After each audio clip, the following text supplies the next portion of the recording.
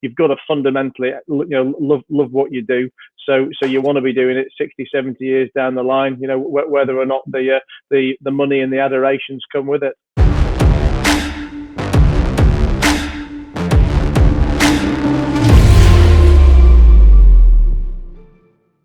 Hey guys, it's Matt Haycox here, and welcome to another episode of the Matt Haycox Show, where today I'm already feeling the pressure because I have got with me who has been described as the most influential talent agent in the UK. So I'm already feeling I'm being watched, but I've got Jonathan Shalit with me, who is the chairman and founder of Intertalent Rights Group. Now, throughout Jonathan's career, he's managed the likes of Charlotte Church, Mel D, Cher, Bon Jovi, winners of America's Got Talent, Britain's Got Talent, and many, many more people that we haven't got the time to list. He's produced movies, he's advised the UK government, he's even received an OBE. So it's fantastic to have him on the show. I'm sure he's going to have loads of fantastic stories, loads of great advice for me and for you guys listening. So welcome to the show, and thanks for being here, Jonathan. Hello, Matt. We were just saying before we came on camera that obviously I was supposed to do this physically with you in London, so sorry we didn't get to meet, but hopefully we will do at some point in the future. I mean, tell me, I guess before we get into the meat, I normally like to set the scene with my guests, giving a bit of background to how they ended up in the career that they've ended up in now, and how it all began. It's interesting. I always get asked that question, Matt. But the truth is, when I was at school thinking about what I wanted to do, this career I've got, I didn't know about. So I wanted to be an accountant, a lawyer, a marketeer. In fact, my childhood passion or teenage passion was to be a phantom jet pilot. So to end up as a big showbiz global manager was never something I anticipated or even thought about. And it was only in my mid-20s that I began to discover the industry I'm in. And as time's progressed into my early 30s, when I had my first, if you like, global entertainment success, when I recorded and sold 2 million CDs with Elton John, Sting and Cher, produced by Sir George Beatles Martin, who I worked in partnership with on a fantastic project, that I began to understand the possibilities and the excitement of an industry which I'm working in now and have reached the pinnacle of. And how did you actually fall into it in the first place? I mean, I believe that you left school, you didn't go to university, did you? And I think you started as a broker at Lloyd's of London, from my research notes. So, I mean, how did you go from that to talent? Well, I was a broker at Lloyd's of London. I hated it at the time, but interestingly, when I look back, I learned about business. I think some of my business and acumen and business savvy now is based on the fact I was a Lloyd's broker for a few years, because that was a really hardcore, at the centre of the city job that you had to be on the ball every day, because you're going to Lloyd's of London, the biggest insurance market in the world. You're surrounded by the great financial people of the world. So you really had to know what you were doing. And it was hard because you were against really good people every day. And then I moved into advertising, where I guess I learned my marketing skills. And so even though I didn't realize it at the time, I was getting a very dual training, business and marketing, which allowed me to then be effective in the way I am today. And creativity always ran as a backbone to my life, right back from school when I played in a music band on drums, and I directed school plays. So I guess creativity was always there. And I guess, for the people watching and listening who don't particularly know what a talent agent does, I mean, what does a typical day look like for you? I mean, I'm uniquely multifaceted. I'm a talent agent, I'm a talent manager, I'm a producer, I'm an impresario, I'm an IP creator. So no 2 days are the same for me. The only, I guess, similarity in my day is it starts very early. I start trying to deal with emails that are coming from all over the world overnight. And literally now, emails are 24-hour business, because people are emailing you. Literally, I'll wake up to emails from Tokyo, Los Angeles, New York, Sydney. Then people in the UK have gone to the bathroom tonight and sent an email. It's amazing when people send emails now. And people sleep with their emails, their iPhones next to their bed, and send messages and notes in the middle of the night. I don't do that. I actually leave my iPhone in my study deliberately to allow myself sort of 5-6 hours away from it all. But a typical day, I might, today I'm talking about, releasing some big records for Christmas. I've got a TV series we're developing about taking elephants to Africa. I'm working with the BBC on a new children's TV series. I'm setting up a deal with Netflix. I'm talking to the controller of ITV and the BBC today about two particular talents. So I've got some NFT digital artwork to do today. I've got lunch with a potential company we're looking to buy in the space we work in. I'm interviewing a potential employee. And then best of all, I'm having my booster vaccine jab for COVID at 6:45 this evening. Well, good luck with that. Good luck. Tell me, when I do these, I always like to try and find parallels from my guest life or my guest business and experience, and translate those over to, let's say, more generic business. And when I knew I was talking to you, one of the things that kind of has always interested me is, when you are the talent, be an actor, a singer, a model, whatever. How much of your success is really down to the talent, and how much is down to, I guess, being in the right place at the right time, having the right management team, etc. And I guess, for me, the parallels to that in business would be that, if you're an entrepreneur, if you're an accountant, or whatever your skill set is, I kind of believe that once you've hit a certain level of competency, you're probably at a level, against, the top 1% or top 10%, or whatever number we want to use. But, the people who really excel in their career from then on have excelled for reasons other than the underlying talent. And it's always a curiosity to me, the people we see on the TV, on the movies. What's got them that job? What set them apart? And do you think it really is some unique talent, or is it someone like yourself who's got the contacts and the abilities to take and make or break someone? I think it's a combination of many facets.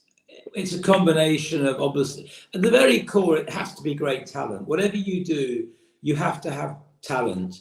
And if you're going to rise to the top and stay at the top, there has to be some authenticity in what you do. And I don't mean by that an authenticity in one particular way, because your authenticity, it depends on what you do. I'll give you examples. If you're a Shakespearean actor, you've got to have authenticity in the world of serious acting.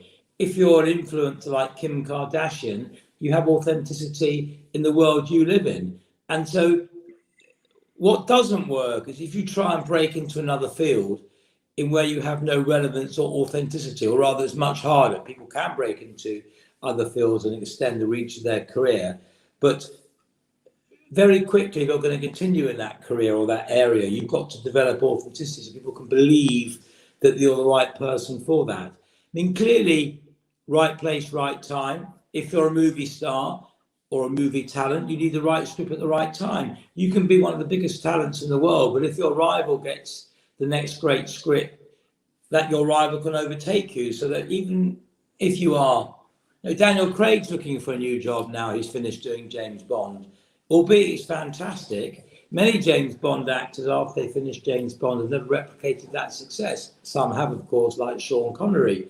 But will Daniel Craig be in the right place at the right time? Will the right script be available to elevate his career to another level and give him a new identity? Tom Cruise always seems to fall on his feet, always seems to find the right script to take his journey forward to another level. Some actors don't. So the same with singers, it's not only a question of having a wonderful voice, it's a question of finding the great songs. Are you able to write the great songs at the right time? Is the climate right for the kind of songs you do? Do you get offered the right songs? Do you get the right television appearances? Are you seen in the right company? Do you bump into the right people at the right events? It's all individual aspects that make the totality. A television presenter, it's no different. They might be very talented in front of the camera, they might be very likable, but are they going to get the right role at the right time to give her a place to shine? And that's where people like me come in, because I don't rely on luck, I create luck. So if you work with and are represented by me, you're going to be more lucky, because I'm going to bring more opportunities to your door, because I know where the opportunities are. I know the people that create the opportunities. So therefore, I can make the impossible the inevitable. And so when you were just giving examples then of people who either who fall on the feet or may sometimes struggle for a script. I mean, you mentioned Tom Cruise, and I may be completely wrong in this, but as a layman, it appears that when you look at someone like Tom Cruise or Sylvester Stallone, for example, I mean, but not only do they act in it, they seem to be taking an active role, if not an instrumental role in everything. I mean, you look at someone like Sylvester Stallone, writing, directing, creating parts for himself and being in them and bringing his mates in and. I mean, if I've got that correct, I mean, if I haven't, then tell me. But if that is the case, I mean, do you think that kind of methodology has been one of the main reasons of success for someone like that? Like someone like Tom Cruise. Okay, yes, he's a good actor, but he finds those franchises like Mission Impossible. He I guess grows them in parallel to growing his own personal acting career. Well, first of all, Matt, I'll let you into a secret. Sometimes when you see the talent producing the show they're in, they don't actually produce it at all, but they have so much power when they're offered the role, they insist on an executive producer credit to make their role even more important. Of course, some people do develop the show. I was watching The Morning Show. The Morning Show is a massive successful TV show on Apple TV with Reese Witherspoon and Jennifer Aniston. And I noticed they're also producing it. In truth, I don't know if they helped create the show or not, but they're two actors of immense power, so they're able to insist that they get a role in the show. And so I guess when you talk about power, I'm sure power often comes with massive egos in this game as well. I mean, how do you deal with clients who've got massive egos? Either, I guess, A, for your own sanity, or B, when their ego is stepping in the way of their career progression, but they may not want to see it because they already feel like a big deal, even though it could be a much bigger deal if they would listen to reason. Some talent do fail because of their ego and they won't listen and they're not sensible.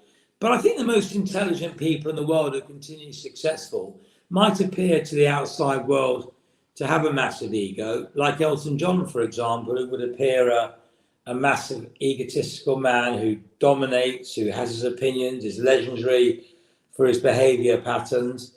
But actually, he's an incredibly professional man. I've worked with him. He rehearses, he turns up on time, he's totally polite, he's absolutely charming, he listens to people.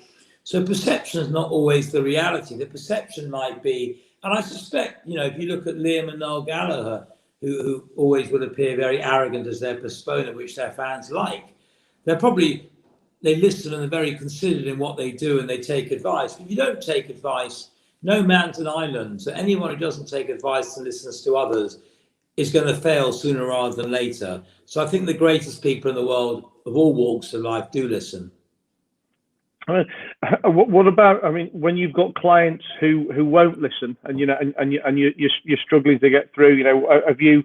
What tactics have you employed? To try and make them listen, or have you got plenty of stories where they just haven't listened and that relationship's broken down? Well, most relationships end and break down in the end because they run the course, and that's why half the world gets divorced in their private lives. And in business, I mean, you've got clients, Matt. I'm sure your clients come and your clients go. It's not because you're not wonderful and they're not wonderful, but there's a time for that journey between you both. And then that, in the same way, you lose some clients because the journey comes to an end. You win other clients whose journey's ended elsewhere and is ready for you. And it can hurt at the time. It can feel wrong at the time. The person who ends the relationship might make a mistake and never do as well as they did with you. But that's what happens with people. People evolve. And the challenge of representing people is you talk to them regularly, you tell them the truth, you guide their careers. However, in telling them the truth, you don't always make them happy because sometimes they don't want to be told the truth. And then someone else might tell them what they want to hear and they decide the other person is telling them better advice. It could actually be more because the other person is agreeing with them and their ego is such they want to be agreed with. I can honestly say for me, I've never had a client leave me and do better after leaving me than they did when they were with me or before they met me. So whilst I always wish any people who leave me well, because I think that's important to always be positive about people. On the other flip side of the coin, my visions have never been wrong. And I think, generally speaking, I have visions for people and I understand potential. And some people I've worked with have gone on to also have continued success as well, because I understood what they were good at. So I think the clever talent and the clever entertainer or presenter or singer or film star will listen carefully to those that advise them. They'll, of course, choose the right people to advise them, but they'll listen carefully to their chosen advisors. Have you had cases of clients leave you to go with someone who was probably telling them what they felt was the better version of the truth at the time, to ultimately come back to you in the end when it didn't work out with the new person? I've had many clients leave and come back. I've had many clients leave and ask them to come back, and I say no. So it works both ways. Tell me, when we talk about broken down relationships, and I'm not talking out of school here, because it's obviously been very well publicised.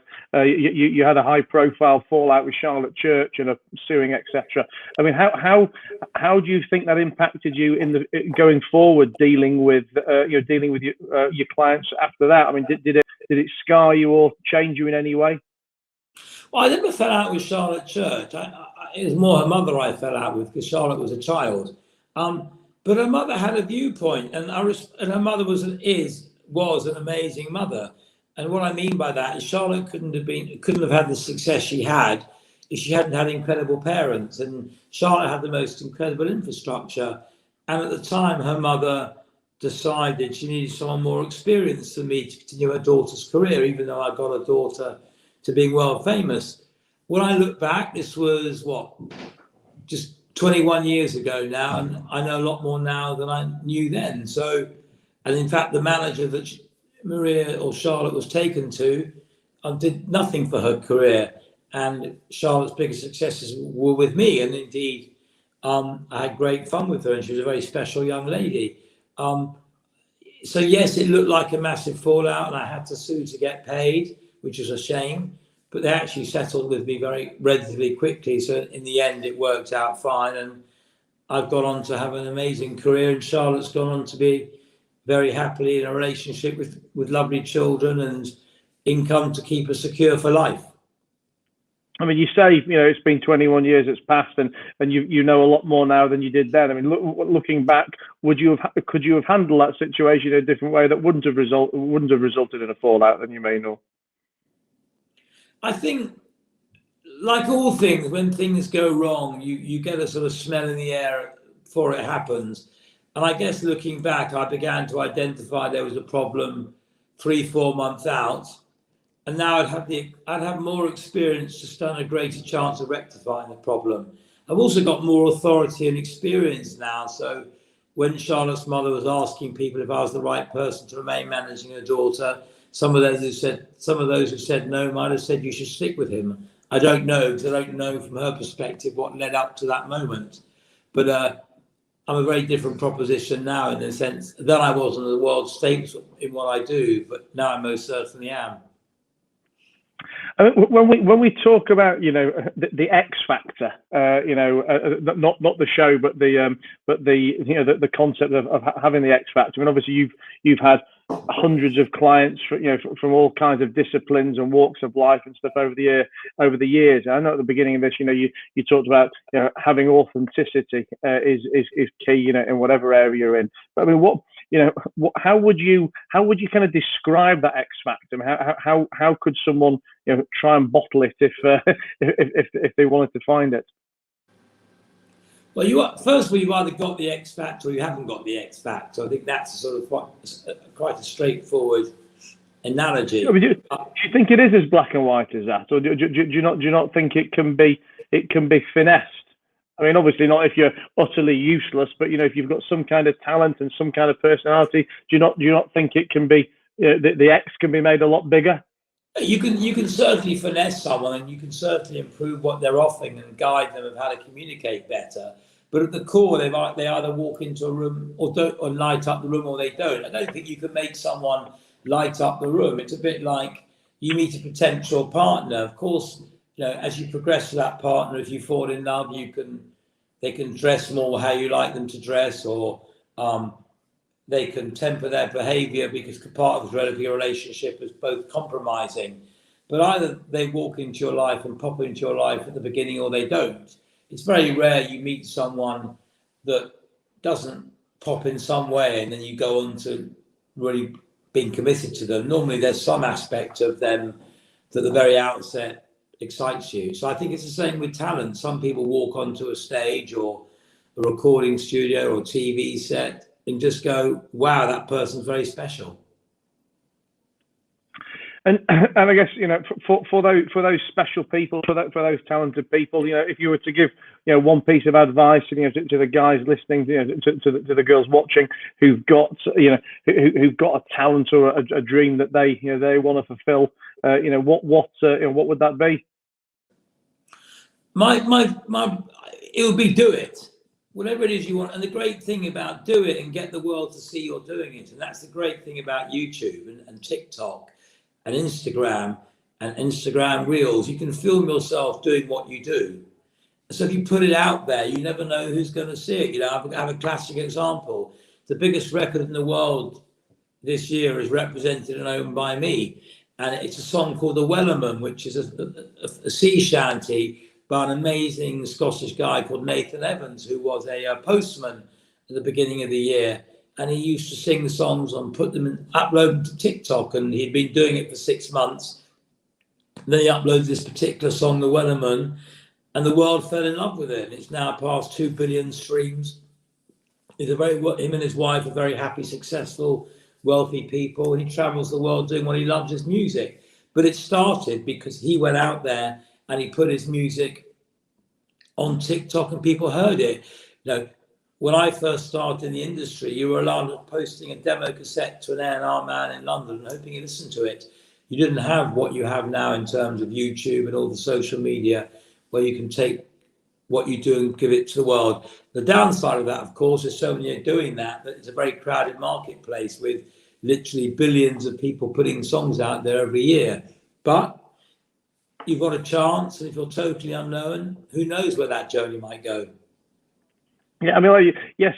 There's, I guess, there's millions of people out there, so you can get lost in the sea. But I guess, in most of these situations, the kind of the democratization of it means that that one way or another that cream will normally rise to the top, and you will be found. I mean, it's interesting you bring this point up because I mean, when I've worked with PR people or management style people over the years, if I look back, 5, 6, 7 years.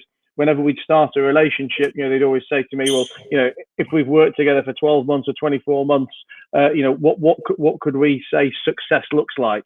And the answer would always be something like, well, to be a guest on that TV show or to be in that magazine or whatever that may be.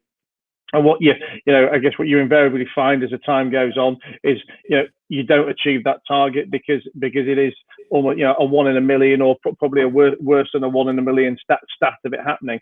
But, I guess, like where these podcasts have come from, and, where so many people's success has come from now, we've got an unprecedented ability to distribute, what we want to distribute. And, rather than sitting there, waiting, hoping that magazine will print your story, that newspaper will interview you, that TV channel will do something with you because your face happens to be the right face on the right day for the right thing. I mean, you can put anything you want out there, and ultimately you will find an audience. It might not be the tens of millions of people you want. It could be the tens of people or the hundreds of people. But that there is a way now for anyone to distribute their career, their talent in a way that probably the relevant audience size will naturally gravitate towards.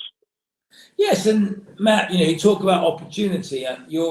Where are you today as you drink your Evian water? I'm in Leeds.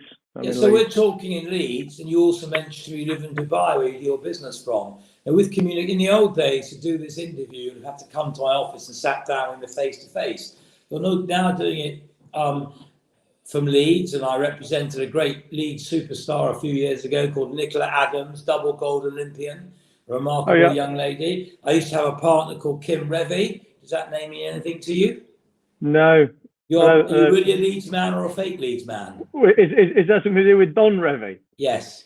Well, I know the name, but I'm not really a football fan. Yeah, but I know Don the name. Revy's not an average individual, is he? He made your city world famous. No, he certainly has. It's certainly a name that everybody from Leeds has heard. Do you know the name Nicola Adams? I do, yes. Yeah, not well, but again, what I was going to say was, in this day and age, you can do this interview from your mansion in Leeds, and you could be doing it from your luxury penthouse in Dubai, and it would make no difference. The quality would be the same, and that's the advantage of modern technology. Oh, I've got a cup of tea coming. This is one of the highlights. Thank you, Alia. One of the highlights of the morning is a cup of tea, and you'll be very happy with the cup of tea I'm having. Do you know which kind of tea it is? My favourite tea? Yorkshire tea. The greatest tea in the world. And what I think is brilliant about Yorkshire tea, and this is an example of genius marketing. Yorkshire has nothing to do with tea whatsoever in the world. Yorkshire does not grow tea. Yorkshire, just quite simply, no one in Yorkshire creates tea. Tea's created somewhere in Asia or far away from the United Kingdom. But somehow, some genius in Yorkshire has created this global image that Yorkshire tea is great tea, when it's got nothing to do with tea whatsoever. That defines, if you think about it, every rule of tea, any rule of marketing is broken by the concept that someone from Yorkshire could take an Asian product and call it Yorkshire and it feels authentic. Because there's nothing authentic about tea from Yorkshire, but it's become authentic because brilliant marketing has made hundreds of millions of tea bags of Yorkshire tea get sold, when actually it should say Indian tea or Sri Lankan tea or Ceylon tea.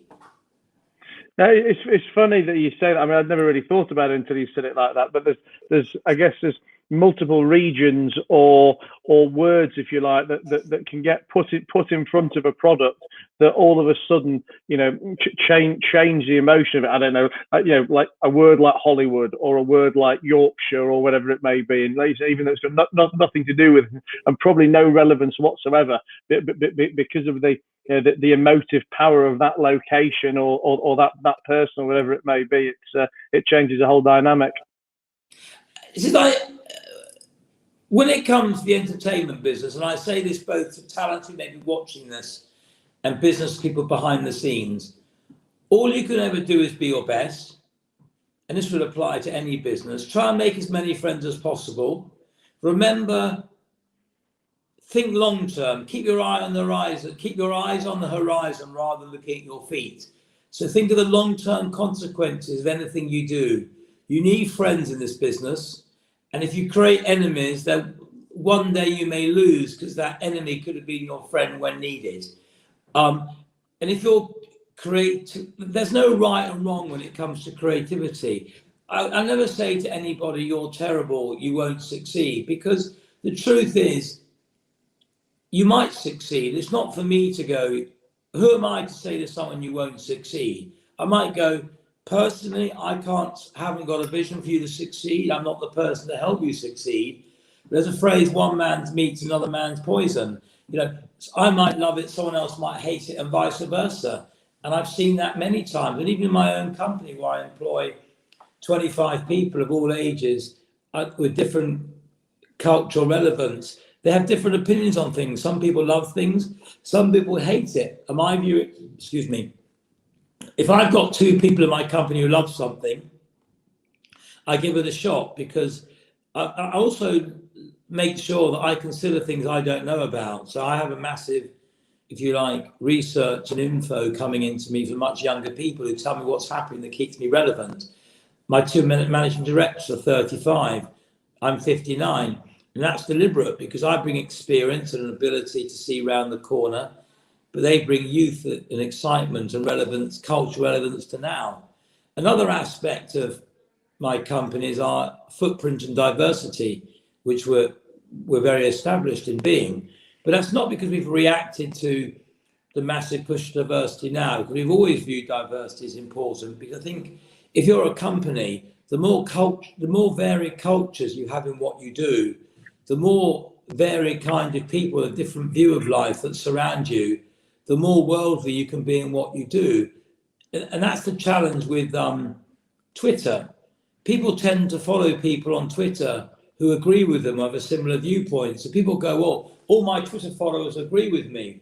Yes, they do, because the reason they follow you is they like you, and the chances are they probably will agree with you. So never believe your own gallery. If you really want to get out there and get objective viewpoints and be as successful as possible, make sure you're connecting and learning from people who disagree with you, who aren't your fans, who aren't your lovers, who aren't your followers, because social media actually is massively insular. You might have hundreds of thousands of followers, therefore thinking you're this massive global international person, but actually they're all clones of you probably. That's most social media. So you have to make sure your footprint steps beyond. So therefore my advice to you is follow people you don't like and you disagree with, so you get their viewpoint. If you're right wing, sometimes buy a left wing newspaper. If you're left wing, sometimes buy a right wing newspaper, because it's interesting to get a different perspective. And I think whatever you do, find out what people who disagree with think, because you might actually learn from them.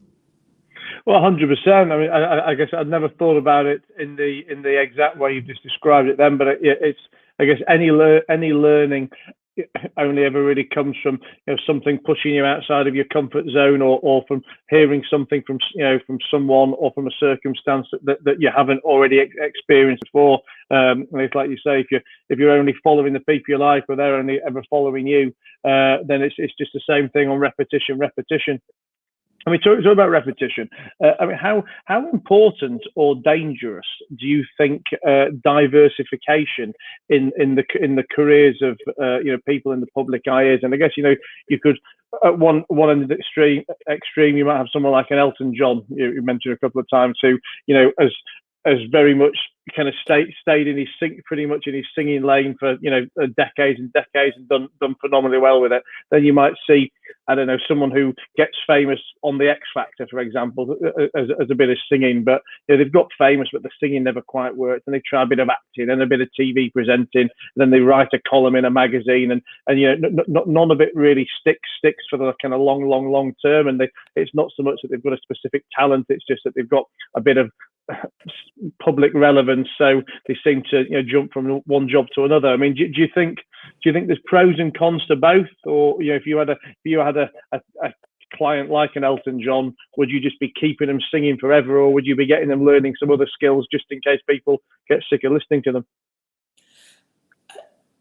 Again, there is no right and wrong. The first thing is, the person who's the talent must do what makes them happy. Some people want to try different lanes and push themselves and experiment in areas that may or may not work. Sometimes you only find out if something will or will not work by actually trying it. And some people want to explore. I mean, clearly, if you're really good in your lane, maximize that and stay focused on that is an argument you might say to people. However, whatever your lane is, there'll always be younger people coming into that lane who one day might take over from you. So you could argue the best way to stay at the top of your lane is to do it continually and don't move away from it, because you dilute yourself. Or you could argue that it's actually sensible to move away from it to make sure you have other strings to your bow. It really depends on the individual and what makes them comfortable.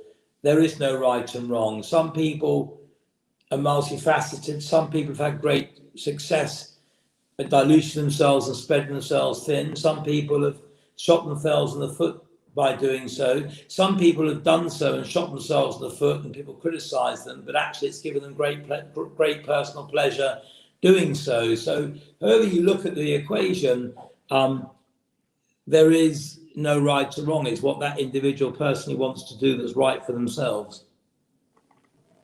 Have you got any examples in your career of clients who you felt had phenomenal talent in a particular area, but for whatever reason you've just never quite been able to get them to get the career and the recognition that you felt they deserved? Or is that your magic dust has always been able to make them winners? Listen, listen. I've certainly got magic dust, and I've certainly got more magic dust than most people. I've often encouraged clients to try new areas, and some have wanted to, and some haven't. Again, there's no right and wrong. It's down to what they want to do, and it's right for them. I had a fantastic client for many years called Mylene Class, who started as a classical musician. She then became a television presenter. She's done some acting. She's a designer. She's a radio presenter. She's a truly multifaceted, incredibly hardworking lady who people love. And so that'd be a great example of someone who's spread across many areas. But there are also, some actors become singers, some singers become actors. Some people love to stretch themselves. Some people love new challenges. Some people like just to do the work they're good at and go home and have no stress. I think it boils down to you as a person and what feels right for you. Oh, before you leave us, without breaking any confidences, have you got one super entertaining celebrity story from over the years that's always a kind of a go-to entertaining party story? I don't know about that, but I can talk about people I really admire. So one person I really admire, I think is incredible, and when you're an agent manager, it's always very dangerous to name one client over another client, because that's the one way to lose clients, by showing favoritism. But I think this person is so great and so special, I can mention her name without my other clients being offended, because most of them will agree with me. And that's Dame Joan Collins.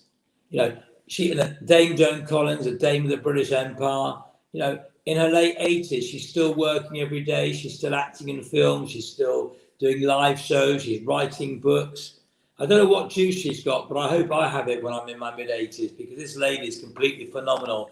And every time I speak with her, I'm inspired by her, because her mind is sharp, it's fresh, it's on it. When I've met Rupert Murdoch a few times, in his 90s now, he's extraordinary. At the age he is, with grandchildren, you'd have thought he'd want to go and sit on a ranch and enjoy his final years, but he's still working every day and zapping all over the world. And look at Elton John, doing live shows all over the world. He's doing Hyde Park next year. He writes West End theatre shows. He writes Hollywood movie musicals. He works with young artists who are just starting out.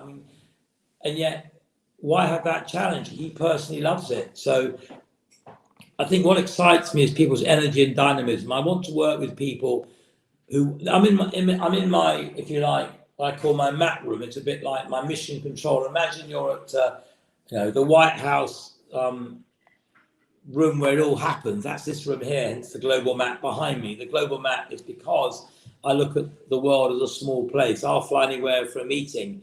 Some people walk into this room, and then energy, enthusiasm leads the room because they have that kind of demeanor. Some people walk in the room and with them becomes energy, positivity, enthusiasm, because they lighten up a room. And I think if you're going to be a talent that's going to spread around the world, you've got a much greater chance if you bring with you positivity and warmth and a great smile. I think that the key from the people you mentioned there, even though it's different disciplines, like Elton John and Rupert Murdoch, you couldn't be in more different lanes. But I guess, what's keeping them going at that age and why they're not sitting on a raft somewhere is the true love of what they do. I guess that, for me, that's integral in whatever it is you want to do, whether you're singing, dancing, running a business, designing clothes. You've got to fundamentally love what you do, so you want to be doing it 60, 70 years down the line, whether or not the money and the adorations come with it. I don't think people who are really successful in the long run follow ideas because of the money it's going to make. They might in business, but in creativity you follow the idea and the love of the opportunity, and if you do well, it'll probably be lucrative. But if your starting point is, will this role make me money? It's probably the wrong role to do. And if you do it for those reasons, you probably won't make money. So I think always take the creative opportunity, follow your creative passion for the belief that you love doing it, and then success will follow. Listen, Jonathan, it's been fantastic having you here. Loved hearing your stories. Love to, share some of the parallels between show business and business and everything else. So, guys watching and listening, I'm sure you've enjoyed listening to this as much as I've enjoyed talking to Jonathan. If you're listening to it, don't forget you can always watch this stuff over on YouTube. And if you're watching on YouTube, don't forget you can listen to the audio versions where you don't have to see my face on iTunes and Spotify and wherever it is you listen to your podcasts. So until the next time, thanks for listening. And Jonathan, thank you for being here.